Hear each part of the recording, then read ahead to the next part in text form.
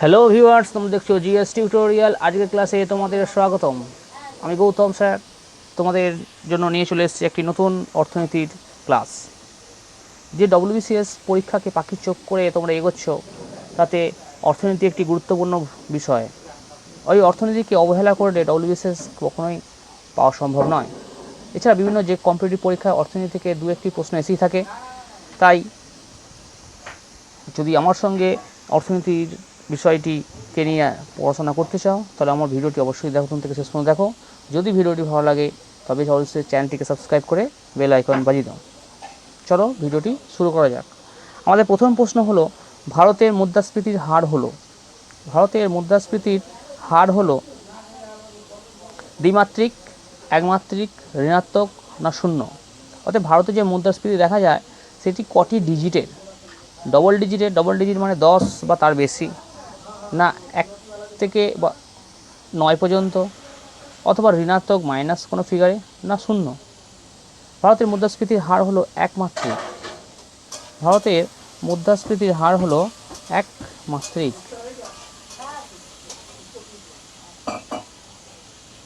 অতএব সিঙ্গেল ডিজিটের।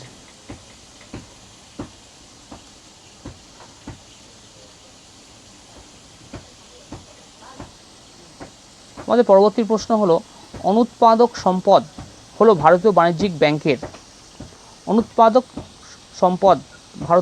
ব্যাংকের কোন জিনিসটিকে বলা হয়ে থাকে? অনুৎপাদক সম্পদ মানে হচ্ছে যে সম্পদ থেকে কোনো রেভিনিউ আর্ন করা সম্ভব নয়, সেটি বাণিজ্যিক ব্যাংকের কোন জিনিসটি? যেটা বাড়ি ও জমি, যেটি ব্যাংক অধিগ্রহণ করে গেছে, না যে ঋণ নির্দিষ্ট সময়ে ফেরত দেওয়া হয়নি, বা সরকারি সিকিউরিটি, না নগদ অর্থ? এই বাড়ি ও জমি বা সরকারি সিকিউরিটিজ বা নগদ অর্থ, এগুলো থেকে সবসময় ব্যাংক তার রেভিনিউ জেনারেট করতে পারে, কিন্তু যে ঋণ আদায় করা সম্ভব হয়নি, অর্থাৎ আমাদের কমার্শিয়াল ভাষায় এটাকে ব্যাড ডেপ্টও বলা হয়ে থাকে, যেটি বা ব্যাড লোন, যে লোনটি দিয়েছিল ব্যাংক সেটি নির্দিষ্ট সময় ফেরত পাওয়া যায়নি বা তার কোনো ইন্টারেস্ট পাওয়া যায়নি, এইরকম ক্ষেত্রে এটিকে অনুৎপাদক সম্পদ বলা হয়ে থাকে, যেক্ষেত্রে ব্যাংকের কোনো আয় হয়নি, অর্থাৎ টাকাটি ব্যাংকের লসে গেছে বা লোনটি।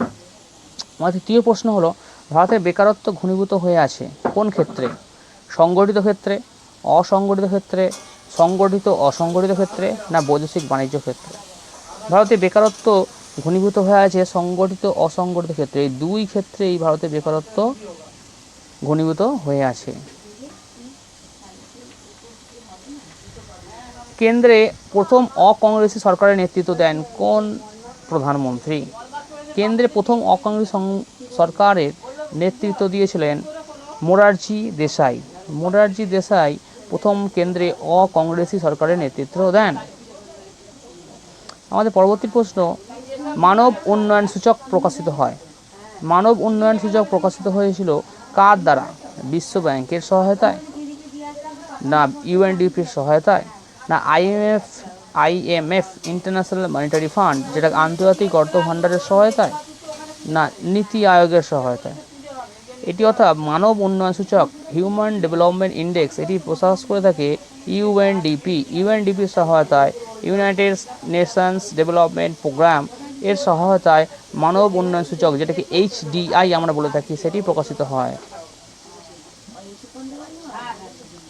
ভারতবর্ষে প্রথম 14টি বাণিজ্যিক ব্যাংকে জাতীয়করণ করা হয়েছিল কত সালে? ভারতবর্ষে 14টি জাতীয় ব্যাংকে ন্যাশনালাইজেশন বা জাতীয়করণ করা হয় কত সালে? এটি খুবই গুরুত্বপূর্ণ বিষয় এবং ভারতবর্ষের অর্থনীতিতে একটি খুবই ইম্পর্ট্যান্ট একটি সিদ্ধান্ত নেওয়া হয়েছিল, যেটি বেসরকারি ব্যাংকগুলোকে, যেক্ষেত্রে মানুষের টাকা অসংরক্ষিত বা অসুরক্ষিত থাকছিল, সেগুলোকে নিয়ে ন্যাশনালাইজেশন করা হয়, তার দায়িত্ব সরকার নিয়ে থাকে। যেরকম সেটি হয়েছিল 14টি ব্যাংকে। এটি 1969 সালে প্রথম 14টি বাণিজ্যিক ব্যাংকে জাতীয়করণ করা হয়, তার পরবর্তীকালে আরও 5টি এবং তার পরবর্তী আরও করা হয়েছিল। আমাদের পরবর্তী প্রশ্ন হলো, head count ratio HCR head count ratio ভারতে বহুলভাবে ব্যবহৃত হয়, সেটি কোনটির পরিমাপ করতে কাজে লাগে? হেড কাউন্ট রেশিও আমরা সবসময় জানি যে মাথা পিছু যে গণনা, সেটি একমাত্র দারিদ্র দারিদ্র হচ্ছে কি পরিমাপ করার জন্যই এটি কাজে লেগে থাকে। অর্থাৎ আমাদের মাথাপিছু আয় কত, মাথাপিছু ব্যয় কত ইত্যাদি বার করার জন্য যে হেড কাউন্ট রেশিও করা হয় তার দারিদ্রতা নির্ধারণ করার জন্য।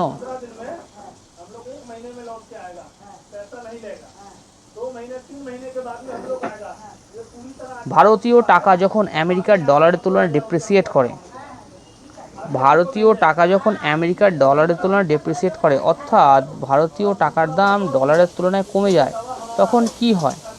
তখন হয় আমাদের রপ্তানি সস্তাতর হয়ে যায়, অথবা আমরা যে জিনিসটা বাইরে বিক্রি করতে চাই সেটি সস্তাতর হয়ে যায় এবং আমদানি বেড়ে যায়। আমদানি বেড়ে যায় মানে আমদানির দাম বাড়ে। আমরা যে জিনিসটা বাইরে থেকে কিনতে চাইছি বা কিনে আনছি, বিভিন্ন কম্পিউটারাইজ জিনিস বা বিভিন্ন রকম সফটওয়্যার বা হার্ডওয়্যারের জিনিস, সেটা আমার বাইরে থেকে কিনতে হয়, বা ওষুধপত্র যে সকল বিদেশি জিনিস কেনা হয় সেগুলোর দাম বাড়ে এবং আমাদের দেশ থেকে যে সকল জিনিস রপ্তানি করা হয় সেগুলো সস্তাতর হয়ে যায়, যখন আমেরিকার তুলনায় আমাদের টাকার দাম কমে যায়। গরিবি হটাও স্লোগানটি প্রথম দিয়েছিলেন, গরিবি হটাও স্লোগানটি প্রথম দিয়েছিলেন কোন প্রধানমন্ত্রী? গরিবি হটাও স্লোগানটি প্রথম দিয়েছিলেন ইন্দিরা গান্ধী। ইন্দিরা গান্ধী গরিবি হটাও স্লোগানটি দিয়েছিলেন। পরবর্তী প্রশ্ন হলো 500 ও 1000 টাকার নোট বাতিল হয়েছিল বা বাতিল ঘোষণা হয়েছিল কত সালে? ভারতবর্ষে একটি উল্লেখযোগ্য গুরুত্বপূর্ণ ঘটনা হয়েছিল, যেটা 500 1000 টাকার নোট বাতিল ঘোষণা। এটি 8ই নভেম্বর 2016 সালে, 8ই নভেম্বর 2016 সালে এটি ঘোষণা হয় এবং সেই দিন থেকে সিদ্ধান্ত হয়েছিল রাত্রি 12টার পর থেকে 500 1000 টাকার নোট বাতিল হবে। পরবর্তী প্রশ্ন, ভারতে 100 টাকার নোটে সই থাকে কার? ভারতে 100 টাকার নোটে যে নোট থাকে তাতে সই থাকে কার? Governor of reserve bank, secretary অর্থমন্ত্রক, ভারতের অর্থমন্ত্রী না ভারতের প্রধানমন্ত্রী? এটি 100 টাকার নোটে ভারতের গভর্নর অব রিজার্ভ ব্যাঙ্কের সই থাকে। উৎপাদন বাজার দরে এবং জাতীয় উৎপাদন মূল্যের হিসাবে তফাৎ হলো এটি অপ্রত্যক্ষ কর, ইনডাইরেক্ট ট্যাক্স। যা পরবর্তী প্রশ্ন, কোনটি ভারতের পরিকল্পনার উদ্দেশ্য নয়? কোনটি ভারতের পরিকল্পনার উদ্দেশ্য নয়? শিল্প বৃদ্ধি, জনসংখ্যা বৃদ্ধি, স্বনির্ভরতা না উৎপাদনশীল নিয়োগ বৃদ্ধি ছিল? ডব্লিউটিও এর পুরো নাম ছিল গ্যাট। গ্যাট এর পরবর্তীকালে যে নাম হয় সেটি হলো ওয়ার্ল্ড ট্রেড অর্গানাইজেশন বা ডব্লিউটিও। টাকার অবমূল্যায়ন হলে দেশের রপ্তানি কি হয়? টাকার অবমূল্যায়ন হলে দেশের রপ্তানি বাড়ে না দেশের রপ্তানি কমে না কমবে না একই থাকে না বাড়তে পারে বা কমতেও পারে? টাকার অবমূল্যায়ন হলে যেমন টাকার হচ্ছে কি ভ্যালু কমে গেলে তার হচ্ছে কি যে রপ্তানি, দেশের রপ্তানি কি হয়? দেশের রপ্তানি বাড়বে। টাকার অবমূল্যায়ন হলে দেশের রপ্তানি বাড়বে। 1956 সালের শিল্পনীতিতে শিল্পগুলিকে কটি শ্রেণীতে ভাগ করা হয়েছিল? 1956 সালের শিল্পনীতিতে শিল্পগুলিকে কটি শ্রেণীতে ভাগ করা হয়েছিল? 2টি, 3টি, 4টি না 6টি? 1956 সালের শিল্পনীতিতে শিল্পগুলিকে 3টি শ্রেণীতে ভাগ করা হয়েছিল। আমাদের পরবর্তী প্রশ্ন, কেলকার কমিটি, কেলকার কমিটি কিসের সাথে যুক্ত? কেলকার কমিটি শিল্পের রুগ্নতার সঙ্গে যুক্ত, বেসরকারীকরণের সঙ্গে যুক্ত, ব্যাংকিংয়ের সঙ্গে যুক্ত না অপ্রত্যক্ষ করের সঙ্গে যুক্ত? কেলকার কমিটি প্রত্যক্ষ করের সাথে যুক্ত, প্রত্যক্ষ করের সঙ্গে যুক্ত হচ্ছে কেলকার কমিটি। কেলকার কমিটির সুপারিশেই প্রত্যক্ষ কর স্থিরীকরণ করা হয়েছিল। নীতি আয়োগ গঠিত হয় কত সালে? নীতি আয়োগ গঠিত হয়েছিল, ভারতের যে নীতি আয়োগ, যেটা পরিকল্পনা কমিশন 1950 সাল থেকে তার যে কার্যক্রম শুরু করেছিল সেটি শেষ হয় এবং তার পরিবর্তে নীতি আয়োগ NITI, এই নীতি আয়োগ কবে সাল থেকে বা কত সাল থেকে এটি গঠিত হয়েছিল? নীতি সাল গঠিত হয়েছিল 2015 সালে। নীতি আয়োগ গঠিত হয়েছিল 2015 সালে। ভারতের অর্থনৈতিক নীতিগুলি প্রথমবার আনুষ্ঠানিকভাবে উপস্থাপিত হয়। ভারতের অর্থনৈতিক নীতিগুলি প্রথমবার আনুষ্ঠানিকভাবে উপস্থাপিত হয়েছিল, সেটি কত সালে? জুলাই 1991 সালে, আগস্ট 1947 সালে, জানুয়ারি 1980 সালে না মার্চ 1990 সালে? আমাদের ভারতের অর্থনৈতিক সংস্কার যে প্রথমবার যে ডিসেন্ট্রালাইজেশন করার একটি প্রক্রিয়া হয়েছিল সেটি জুলাই 1991 সালে এবং একটি মেজর পরিবর্তন হয় এবং এর ফলে ভারতে বিদেশি বা FDI বা বিভিন্ন বৈদেশিক বিনিয়োগ আসতে শুরু করে।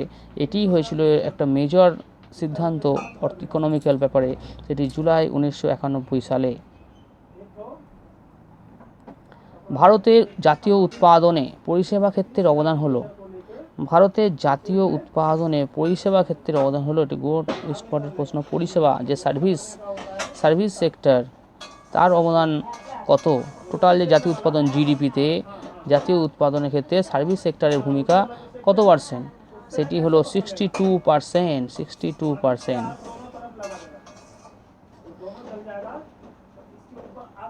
তো বন্ধুটি, ভিডিওটি এখানেই শেষ হলো।